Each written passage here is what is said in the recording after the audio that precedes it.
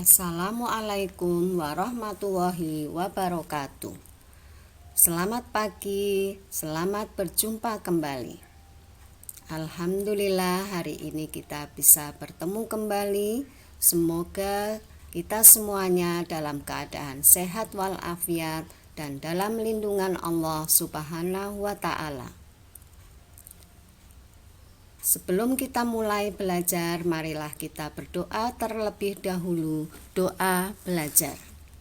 Bismillahirrahmanirrahim.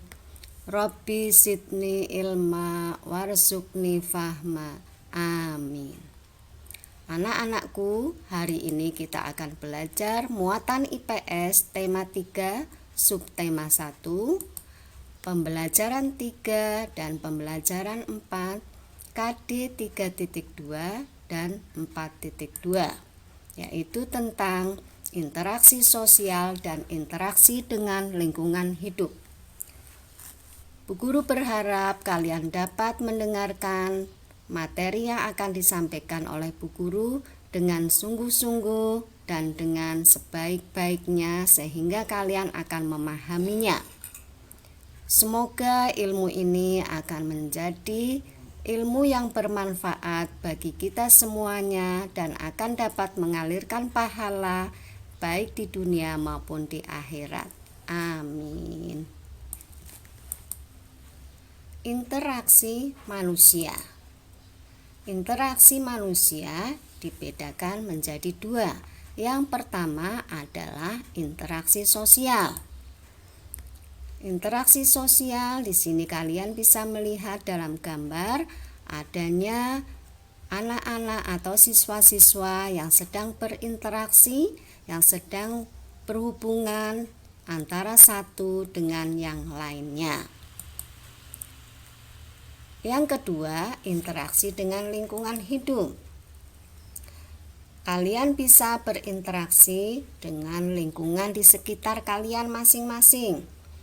Di sini dalam gambar ini kalian perhatikan ada anak-anak yang sedang berinteraksi dengan tumbuh-tumbuhan, dengan tanaman. Ada sekelompok masyarakat yang sedang menanam dan mengambil sawah, menanam padi. Sekarang kita coba satu persatu apakah itu interaksi sosial. Interaksi sosial adalah hubungan antar manusia. Mengapa terjadi interaksi sosial? Disebabkan karena manusia adalah makhluk sosial. Makhluk sosial artinya manusia tidak dapat hidup sendiri dan selalu membutuhkan orang lain, baik dari bangun tidur sampai dia tidur kembali. Dia manusia atau kita tidak dapat hidup tanpa bantuan orang lain. Jenis-jenis interaksi sosial. Yang pertama, interaksi antara individu dengan individu. Artinya, satu orang berinteraksi atau berhubungan dengan satu orang yang lain. Contohnya, seorang ibu sedang mendampingi anaknya belajar. Ibu sebagai individu dan anak juga sebagai individu. Contoh yang lainnya, seorang dokter sedang memeriksa pasien. Nah, dokter adalah individu dan pasien adalah individu yang lainnya. Atau kepala sekolah sedang memberikan hadiah kepada siswanya. Nah, kepala sekolah adalah contoh individu dan siswa juga merupakan individu lainnya. Yang kedua, interaksi sosial individu dengan kelompok. Contohnya, seorang guru sedang memberikan pembelajaran atau materi kepada siswa-siswanya. Guru merupakan individu, sedangkan siswa-siswa di dalam kelas adalah kelompok. Seorang ustadz sedang memberikan ceramah kepada para jamaahnya, ya. Nah, Ustadz adalah individu, sedangkan jamaah atau siswa-siswa dalam pesantren kilat itu adalah kelompok.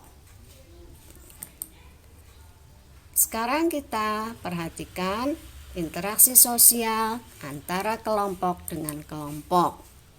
Di sini kalian bisa melihat ada dua kelompok yang sedang bertanding atau berlomba ya, berlomba tarik tambang. Nah, ya. Kelompok yang A bertanding dengan kelompok yang B. Jadi ada dua kelompok. Nah, yang berikutnya contohnya adalah diskusi kelompok. Untuk lebih jelasnya, kalian bisa melihat contoh-contoh di sini. Interaksi sosial individu dengan individu, contohnya dua orang yang bertegur sapa ya. Ada tegur, ada sapa, dua orang yang saling bertemu, itu merupakan contoh interaksi sosial individu dengan individu. Yang satu memberikan teguran, Assalamualaikum. Nah, yang lainnya, individu yang lainnya akan menjawab, yaitu menyapa dengan Waalaikumsalam, gitu ya. Nah, yang kita lihat tadi, dokter yang memeriksa pasien. Kemudian kepala sekolah yang memberikan hadiah dan ibu yang menemani anaknya belajar. Kalian nanti bisa mencatat lebih rinci. Interaksi sosial individu dengan kelompok seperti tadi sudah kita lihat ya. Guru menjelaskan materi pada seluruh muridnya. Kemudian ada seseorang yang berpidato di depan halayak umum. Ustadz berceramah di depan jamaah dan pembina upacara menyampaikan amanat. Itulah diantara contoh-contoh interaksi individu dengan individu dan interaksi individu dengan kelompok. Interaksi sosial kelompok dengan kelompok, contohnya tadi ada dua tim yang bertanding sepak bola, ada dua tim yang bertanding tarik tambang, dan ada dua kelompok atau dua tim yang bertanding bola kasti, dan ada dua kelompok atau dua tim yang bertanding bola voli. Yang kedua, diskusi antar kelompok. Kelompok yang satu berdiskusi dengan kelompok yang lainnya. Yang ketiga, contohnya pertunjukan marching band di depan para penonton. Nah, kalian bisa mencari contoh-contoh yang lainnya ya. Interaksi sosial di pasar. Ternyata di pasar juga terjadi interaksi sosial. Nah, kalian bisa melihat di sini ya. Interaksi apa yang terjadi di pasar? Interaksi penjual dan pembeli. Yang kedua, ada interaksi penjual dengan pemasok barang produksi ya. Kemudian ada juga interaksi penjual dengan penjual. Itulah interaksi sosial di pasar. Sekarang kita akan mempelajari perlunya sikap tenggang rasa dan toleransi. Mengapa kita memerlukan sikap tenggang rasa dan toleransi? Tenggang rasa adalah ucapan, sikap, dan perbuatan untuk menjaga perasaan orang lain karena adanya perbedaan dengan kita. Seperti tadi contohnya di pasar atau di sekolah atau di masyarakat, tentu saja ada banyak perbedaan. Ada yang berbeda agama, berbeda usia, berbeda karakter, berbeda watak, dan lain sebagainya. Maka untuk menjadikan interaksi sosial itu menjadi baik, diperlukan sikap tenggang rasa dan toleransi. Apa itu toleransi? Toleransi adalah ucapan, sikap, dan perbuatan kita dalam menghargai perbedaan dengan orang lain. Manfaat tenggang rasa dan toleransi diantaranya adalah dengan tenggang rasa dan toleransi maka kerukunan dalam masyarakat akan terjaga. Kemudian aktivitas kita maupun orang lain juga dapat berjalan dengan lancar. Nah, Tenggang rasa dan toleransi juga akan membuat persatuan dan kesatuan bangsa menjadi meningkat. Dan kehidupan berjalan terasa menyenangkan dan damai karena semua manusia mengedepankan tenggang rasa dan toleransi. Interaksi dengan lingkungan hidup atau alam.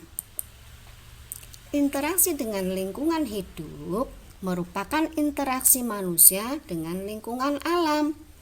Lingkungan alam adalah lingkungan yang terbentuk secara alamiah tanpa campur tangan manusia. Nah, semua alam yang ada di semua isi alam ini merupakan ciptaan Allah tanpa ada campur tangan manusia. Lingkungan alam dapat dibedakan menjadi dua, yaitu lingkungan daratan dan perairan. Lingkungan daratan contohnya pegunungan, dataran tinggi, dataran rendah, dan lembah. Sedangkan lingkungan perairan contohnya sungai, rawa, danau, dan laut. Interaksi dengan lingkungan hidup atau lingkungan alam, contohnya kalian bisa melihat gambar di sini. Ada petani yang sedang panen bawang, ya. Petani itu manusia, ya, berinteraksi dengan lingkungan hidup. Lingkungan hidup di sini sawah, ya. Nah, ini petani sedang panen bawang. Ada lagi nelayan sedang mencari ikan di laut. Nah, ya, interaksi dengan lingkungan hidup atau lingkungan alam. Nelayan sedang mencari ikan di laut. Nah, alamnya mana? Laut, ya, merupakan lingkungan alam. Kemudian mengambil kayu hasil hutan, ya. Di sini ada masyarakat yang mengambil kayu di hutan untuk dijadikan kayu bakar, dijadikan perabotan, dan lain sebagainya. Yang penting pada saat mengambil kayu di hutan, maka harus dengan bijaksana. Tebang pilih atau tebang tanam, tidak boleh sembarangan. Yang lainnya contohnya adalah penambang pasir, mengambil pasir di aliran sungai. Itulah contoh-contoh interaksi dengan lingkungan hidup atau lingkungan alam. Kalian bisa mencari contoh-contoh yang lain, ya. Anak-anakku, demikianlah. Terima kasih. Semoga kita bisa berjumpa kembali. Assalamualaikum warahmatullahi wabarakatuh. Semoga ilmunya bermanfaat. Amin. Wahai bakaran ibu guru, telah lama kita tak bertemu. Aku ingin belajar bersama, ku merindukanmu. Walau tak belajar di sekolah,